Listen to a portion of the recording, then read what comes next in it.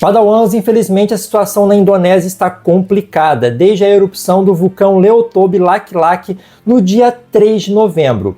Bom, como vocês sabem, esse vulcão entrou em uma forte erupção, gerou ali pelo menos 6 explosões e infelizmente 10 pessoas morreram. E desde então a erupção não cessou. Ele jogou aí cinzas a 10 quilômetros de altura e gerou fortes fluxos piroclásticos ao longo dessa semana. E o governo teve que tomar algumas medidas mais drásticas. Bom, vamos ficar comigo aqui nesse vídeo até o final para que você entenda os desdobramentos dessa erupção. Vamos lá!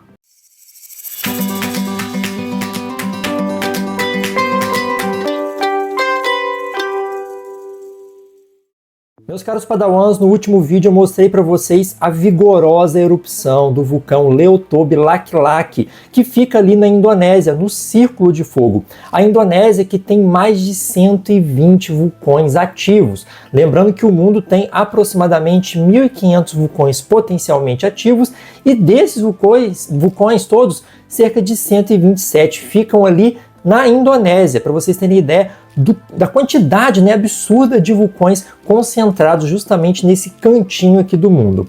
E a gente está falando do complexo vulcânico chamado de Leotobe, né? Ali nós temos 2 cones vulcânicos. É um vulcão considerado ali gêmeo, porque ele tem 2 cones eruptivos, né? Não é apenas um. A gente tem o Lak-Lak, que é o marido, e o Perempuan, a esposa.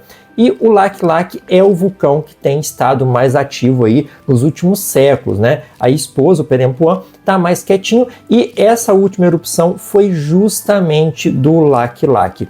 No dia 3 de novembro, eu vou deixar ele aqui, ó, para que vocês possam visualizá-lo enquanto eu vou mencionando as informações para vocês, tá? O Lak-Lak é esse de cima, né? E o Perempuan o de baixo. O que está acontecendo ali no Leotobe Lak-Lak?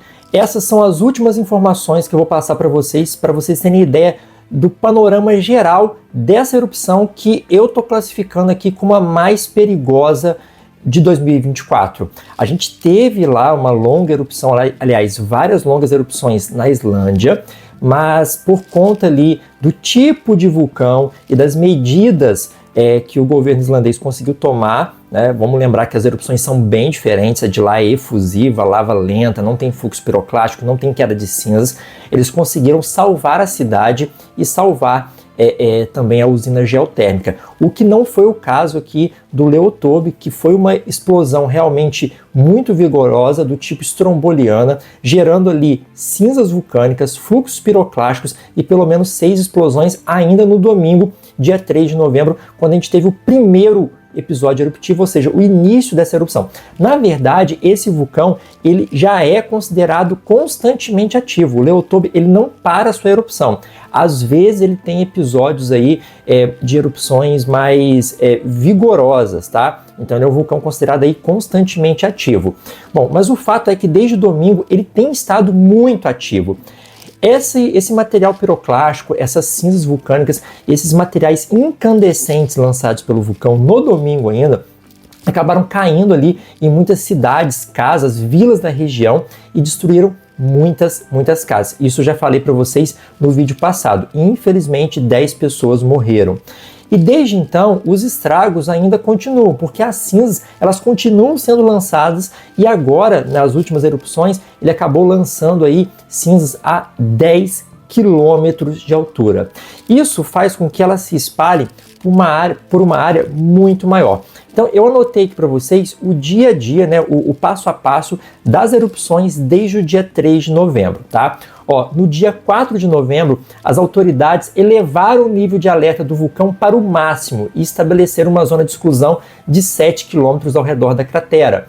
A evacuação das cidades ao redor do vulcão começou na casa das 10 mil pessoas retiradas e depois esse número subiu para 16 mil pessoas que tiveram que sair de suas casas para fugir desses materiais vulcânicos liberados, né?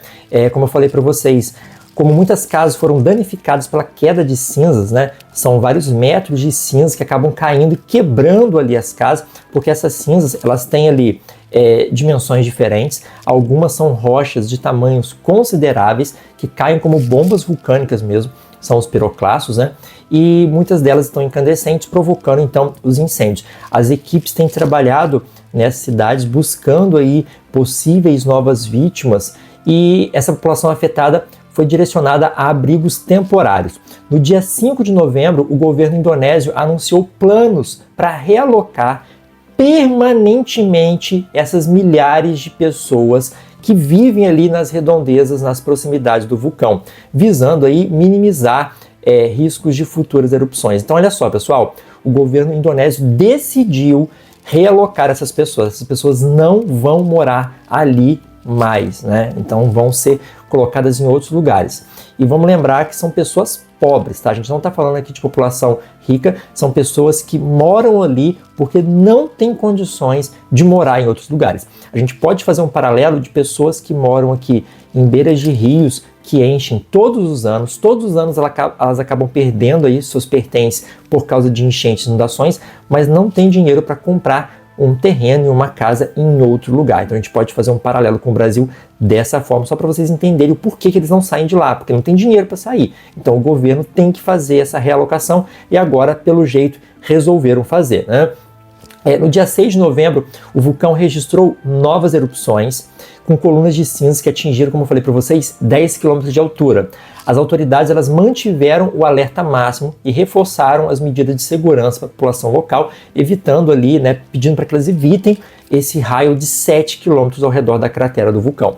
No dia 8 de novembro, a erupção foi tão vigorosa que acabou afetando os aeroportos locais. Pelo menos um aeroporto da região, o aeroporto Komodo Labuan Barro, eu não sei se eu pronunciei correto o nome desse aeroporto, ele foi fechado devido à presença de cinzas vulcânicas na atmosfera. E chegamos ao dia 10 de novembro com o vulcão continuando apresentando atividade sísmica, né? Vocês sabem que quando o magma e os materiais vulcânicos estão se deslocando ali na cratera ao longo do duto vulcânico da chaminé, você tem essa atividade sísmica, né? Pequenos tremores vulcânicos. Esses tremores continuam no dia 10, só que com menor intensidade.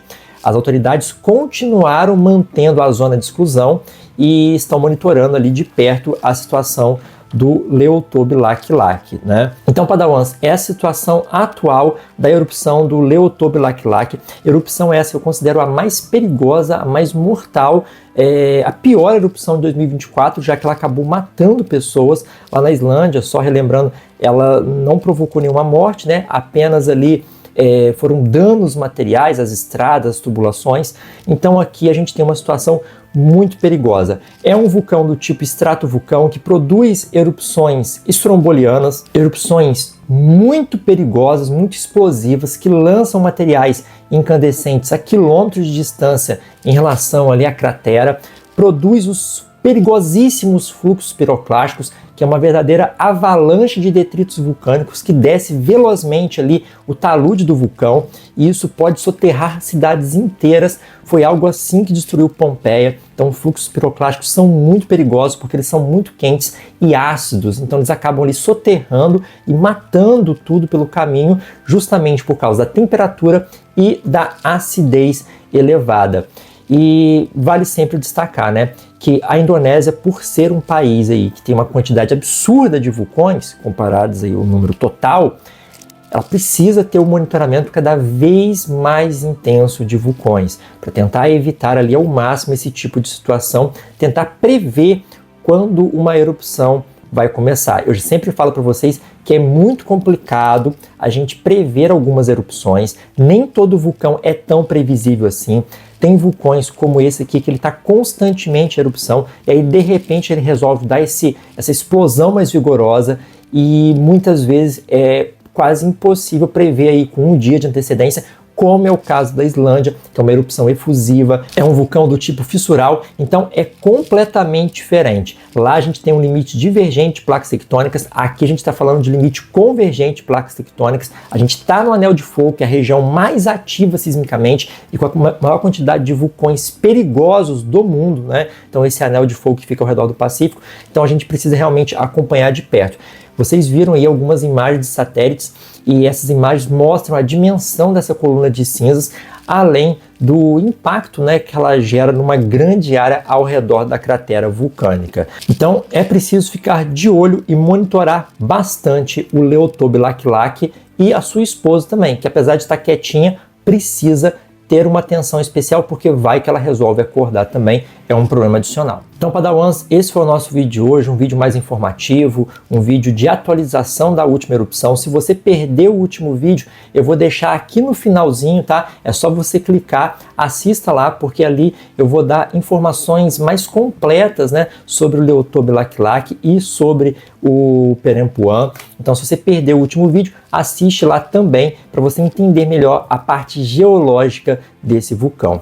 Eu vou ficando por aqui, que a força geográfica esteja com todos vocês e até a próxima. Tchau, tchau.